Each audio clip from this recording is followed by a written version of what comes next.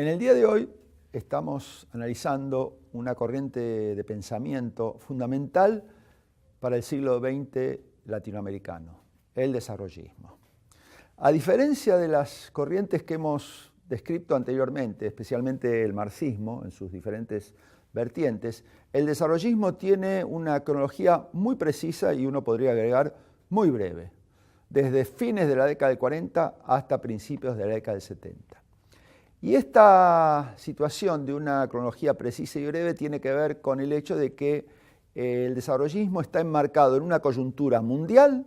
y a la vez en una coyuntura latinoamericana. Desde el punto de vista mundial, ¿cuáles son los rasgos de la situación que marca el desarrollismo? Bueno, que el capitalismo mundial a fines de la Segunda Guerra se organiza,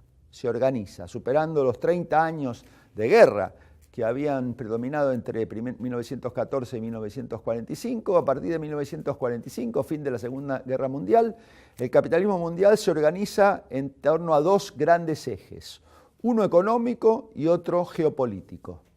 El eje económico, a su vez, contempla diferentes dimensiones. Por un lado, a nivel nacional, el predominio de las diferentes formas del Estado keynesiano de bienestar en los países del Atlántico Norte. En segunda medida, el hecho de que los países del Atlántico Norte se ponen de acuerdo en torno a una fórmula económica internacional y desaparecen los conflictos de las décadas anteriores. Y en tercer lugar, el hecho de que en torno a ese acuerdo se crean nuevas reglas y nuevos organismos que van a ser fundamental para las próximas décadas de la economía mundial. El Fondo Monetario Internacional,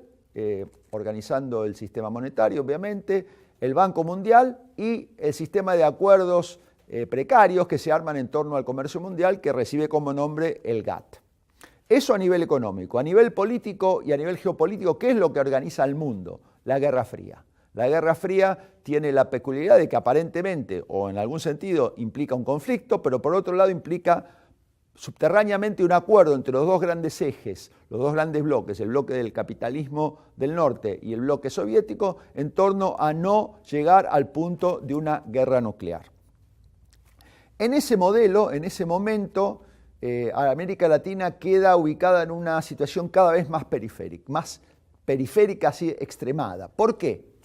Porque la posición de América Latina está muy duramente influida por el hecho que los bienes primarios, que eran objetos de sus exportaciones y el eje dinámico de su economía hasta bien entrado el siglo XX, van perdiendo crecientemente importancia dentro del mercado mundial, y esa pérdida de importancia está asociada, por supuesto, al hecho de que los precios de la mayoría de esos bienes primarios, excepto en el caso del petróleo, también van cayendo. Un fenómeno que Raúl Prebisch, el argentino que fue tan importante en la creación de la CEPAL, caracteriza como el deterioro de los términos del intercambio. Y por otro lado, que la importancia que va a cobrar América Latina desde el punto de vista de Estados Unidos y el bloque occidental no es tanto una importancia económica, lo cual no quiere decir que desaparezcan los negocios, sino más bien una importancia geopolítica, porque ahí lo que importa desde el punto de vista de Estados Unidos es que América Latina quede ubicada correctamente dentro de la confrontación de los dos bloques. En esa etapa, estamos ahora ubicándonos en la segunda mitad de la década del 40, los países más importantes, más desarrollados de América Latina, México, Brasil, Chile, Argentina, en una medida Uruguay, tratan de reubicarse, corrigiendo algunos de los equilibrios que venían de la Segunda Guerra Mundial, pero en general no lo logran. Y las respuestas que generan durante ese periodo que va de fines de la Segunda Guerra Mundial hasta principios de la década del 50, está afectado por el hecho de la falta de capitales extranjeros, la escasa demanda por los productos latinoamericanos, excepto, como decía, en el petróleo, la caída de sus precios y además, y este es un tema fundamental, que sus monedas pierden importancia, yo diría, pierden prestigio dentro de un sistema monetario internacional, obviamente centrado en torno al dólar, pero que tiene otras monedas fuertes que van cobrando importancia ahí, la libra esterlina, el franco suizo y posteriormente el marco alemán y el yen japonés. En ese punto, en varios de los países de América Latina, especialmente Argentina, Brasil, Chile, México, estallan crisis políticas y económicas no demasiado graves, pero bastante serias, centrados en torno a dos déficits. Por un lado, el déficit de balanza de pagos, es decir, el hecho de que los países de América Latina no tienen suficientes divisas para poder afrontar las compras en el mercado internacional, y por otro lado el creciente déficit público. Entonces se observa que tanto en Argentina como en Brasil, como en Chile, como en Brasil, esos problemas económicos y monetarios se asocian a crisis políticas que van a afligir, por ejemplo, para tomar dos casos paradigmáticos, Getúlio Vargas en Brasil, que termina suicidándose en 1954, y el gobierno peronista que después de afrontar exitosamente alguna crisis en 1950-52, se desmorona ante el golpe militar de la revolución llamada Revolución Libertadora de 1955. En ese contexto hay que reconocer la importancia que van a cobrar un programa, las ideas de la CEPAL. La Comisión Económica para América Latina, que tiene dos grandes ideólogos ahí, que son el argentino ya mencionado, Raúl Prebisch, y por otro lado un economista chileno llamado Jorge Ahumada, arma de hecho un programa. Y ese programa contempla, yo diría, tres elementos fundamentales. Por un lado, un salto hacia adelante.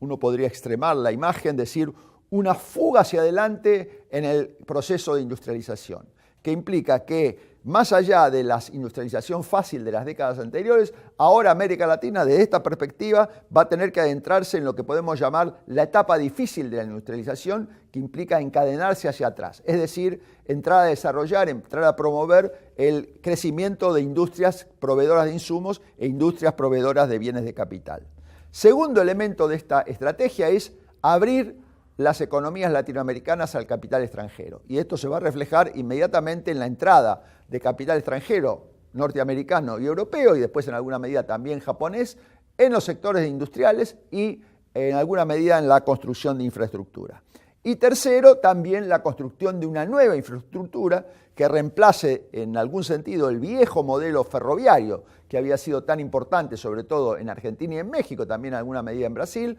por una nueva infraestructura que es una infraestructura vial.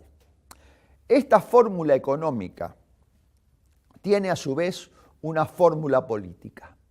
Y esa fórmula política está asentada en una visión, que por supuesto es una visión que es de alguna manera una adaptación de teorías sociológicas y económicas predominantes en la década de 50, que han sido sintetizadas como las teorías de la modernización. Y las teorías de la modernización que preconizan, como vamos a ver en el gráfico adjunto, que la ecuación básica de ese momento para superar la crisis es un descansar en el equilibrio democracia por un lado, desarrollo económico por el otro lado. Y esa conjunción básica de democracia, es decir, el predominio de gobiernos civiles, y por otro lado, el desarrollo de nuevos sectores industriales, va a ser sin duda la fórmula que va a predominar en buena parte de América Latina, pero sobre todo en los países más desarrollados, y en ese sentido también se puede incluir a Chile dentro de ese submodelo, durante la segunda mitad de la década del 50 y, como vamos a ver también, durante buena parte de la década del 60.